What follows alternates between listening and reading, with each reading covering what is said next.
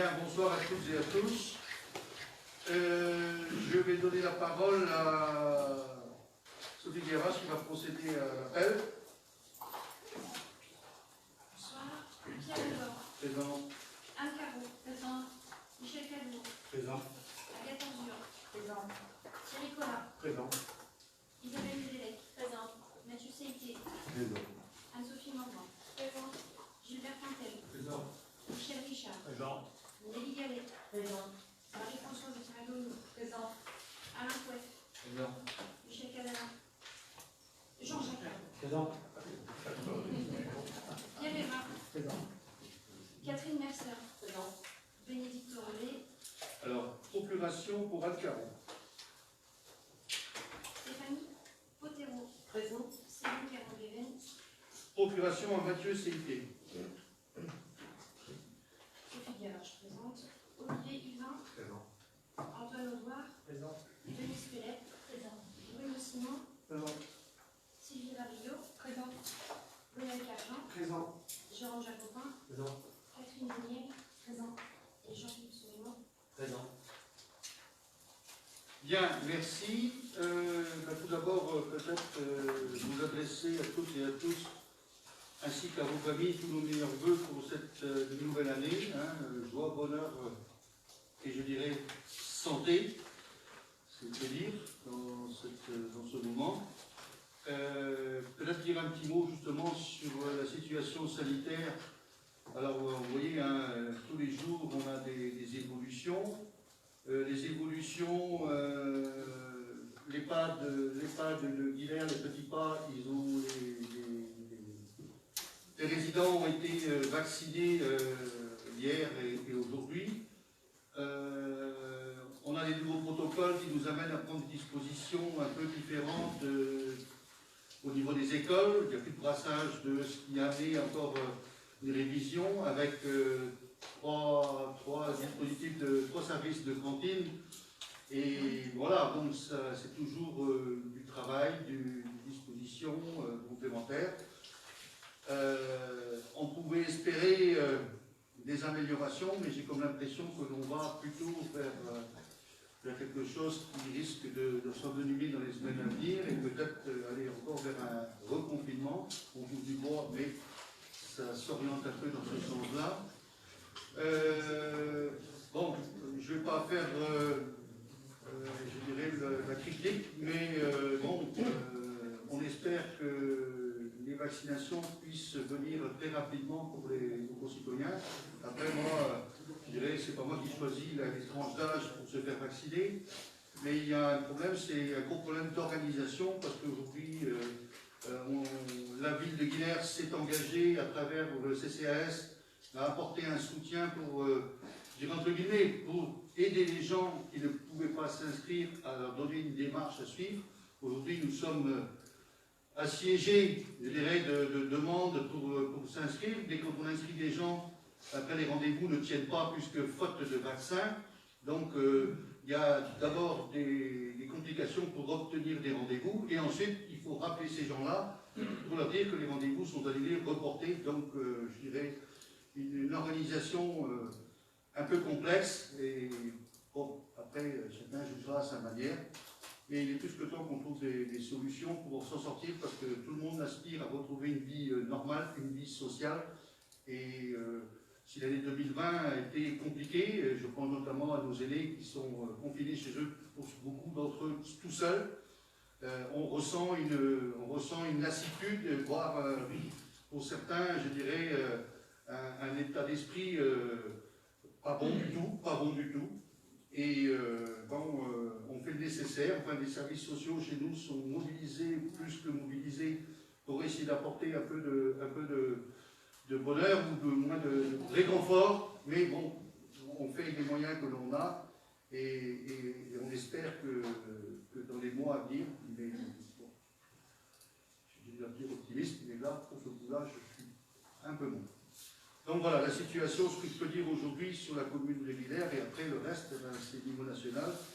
Bon, on verra l'avenir, mais on devra, je pense, encore s'adapter et refaire des des protocoles différents, le milieu sportif, les associations qui ne peuvent pas se retrouver, enfin bref, ça génère, et je ne parle pas de l'économie dans ce cas, qui est aussi mis à genoux.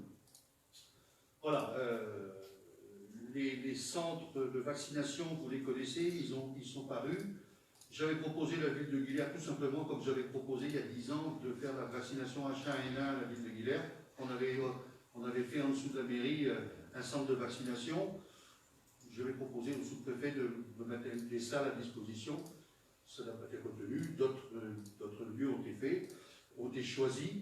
Je dirais d'un côté, peut-être heureusement qu'on n'a pas été retenu, puisque non seulement il faut mettre des salles et des matériels à disposition, mais il faut mettre une plateforme téléphonique, il faut mettre du personnel, puisque l'État n'a pas prévu dans sa logistique d'organiser toutes ces choses-là. Et c'est encore une fois de plus les collectivités qui assument. Bon, chacun jugera.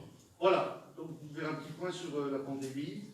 Je vais poser la question sur le dernier conseil municipal du rapport du 17 décembre. Pardon.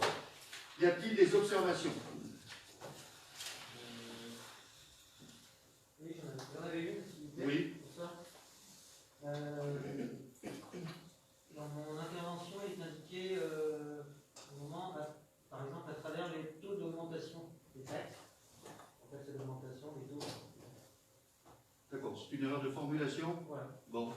Y a-t-il d'autres interventions sur le conseil du 17 décembre? Il n'y en a pas. Dans la secrétaire de séance, c'était Stéphanie Potero, donc on en note. Et donc, ce sera, si on prend en compte cette observation, y a-t-il d'autres observations? Il n'y en a pas. Y a-t-il on vote? Y a-t-il des avis contraires, des abstentions?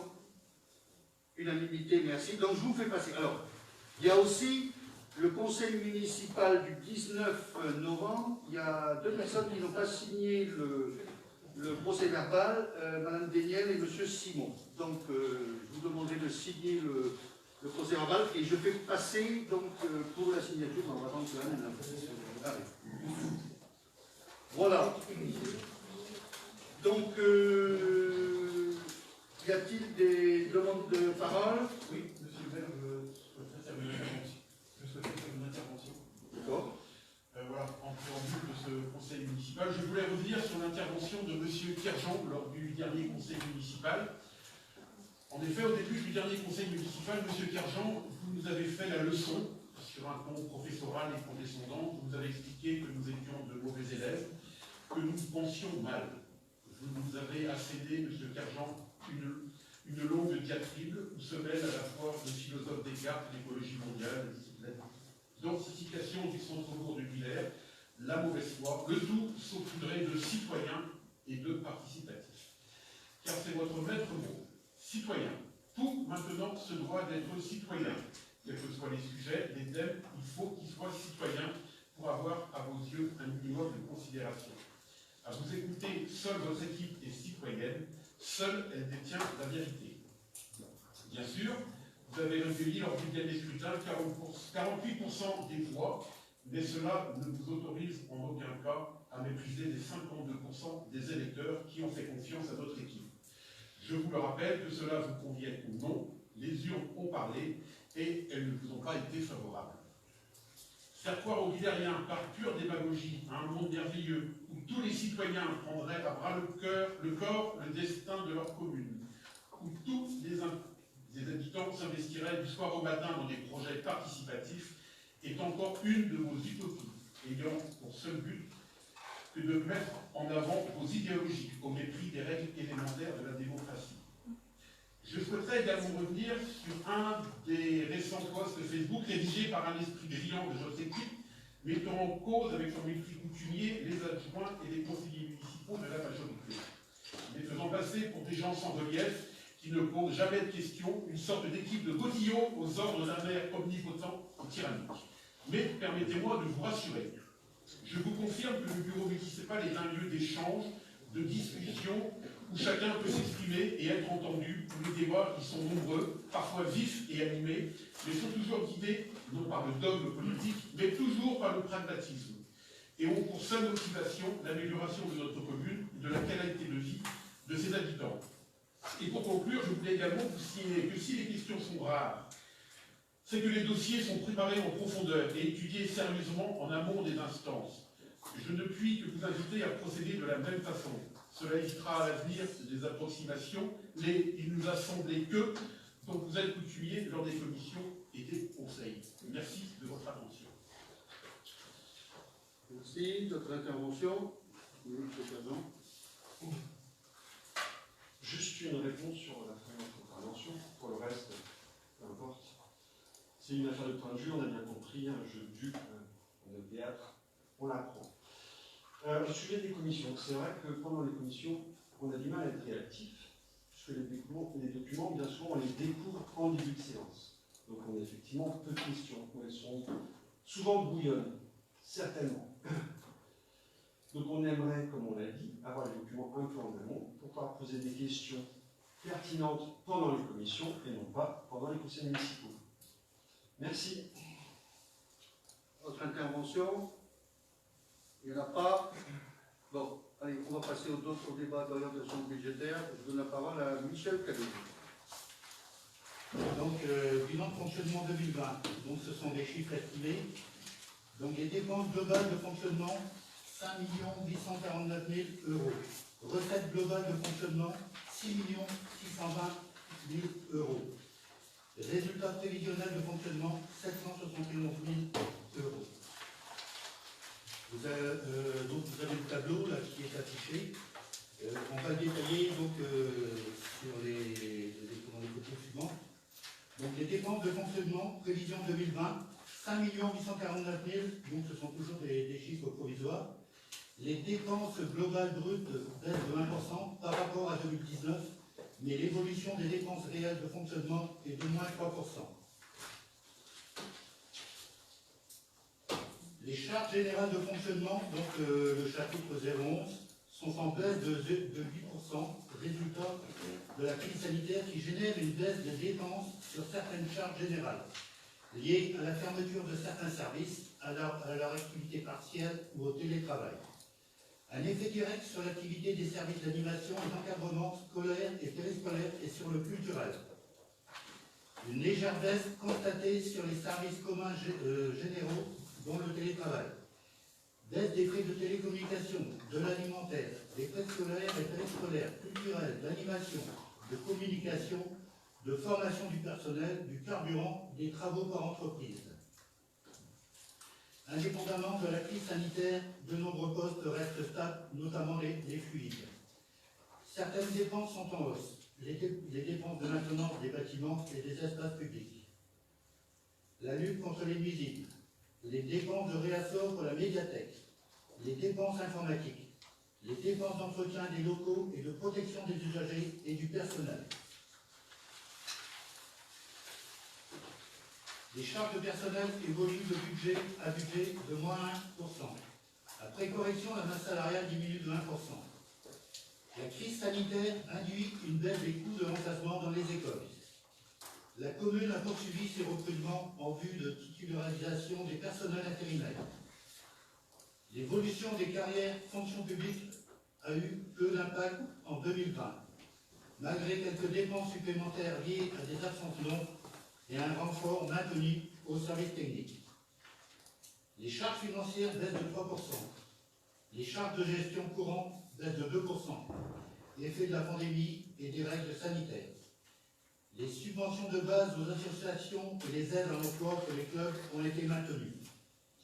Mais les événements associatifs exceptionnels habituellement subventionnés n'ont pas eu lieu. Pas de classe transplantée en milieu scolaire. La baisse constatée sur certaines dépenses liées à la crise sanitaire doit être relativisée. Elle est absorbée partiellement par les dépenses supplémentaires liées à la pandémie. Au niveau des charges générales, plus 20 000 euros. Au niveau des ressources humaines, plus 20 000 euros. La crise induit également une baisse importante des produits et des services de 90 000 euros. Les baisses de charges sont aussi induites par une veille permanente du service finance-comptabilité, afin de maîtriser les crédits accordés au service, pour un suivi permanent de l'encaissement des recettes. Une nouvelle structuration du service commande publique elle contribue à une optimisation des achats. Prévision 2020, recettes globales. 6 620 000 euros. C'est toujours un chiffre provisoire, bien sûr, soit moins 3% par rapport à 2019. Recettes réelles de fonctionnement, 5 985 000 euros en 2020, 6 180 000 en 2019, soit moins 3%. L'excédent de fonctionnement reporté est plus faible qu'en 2019. Il tient compte du prélèvement de 750 000 euros réalisé au bénéfice de l'investissement. Les atténuations de charges 2020 augmentent de 33% par rapport à 2019. Elles correspondent au remboursement partiel, hors cotisation patronale, des indisponibilités pour maladie du personnel communal. Les produits et les services sont directement impactés par la pandémie. Ils affichent une baisse importante de moins 26% en 2020. 90 000 euros. Le produit est conforme, les recettes de fonctionnement, pardon. Le produit est conforme aux attentes, plus 5% par rapport à 2019. Le produit fiscal augmente de 6%, augmentation forfaitaire, plus variation du taux, plus dynamique des bases. Le produit de la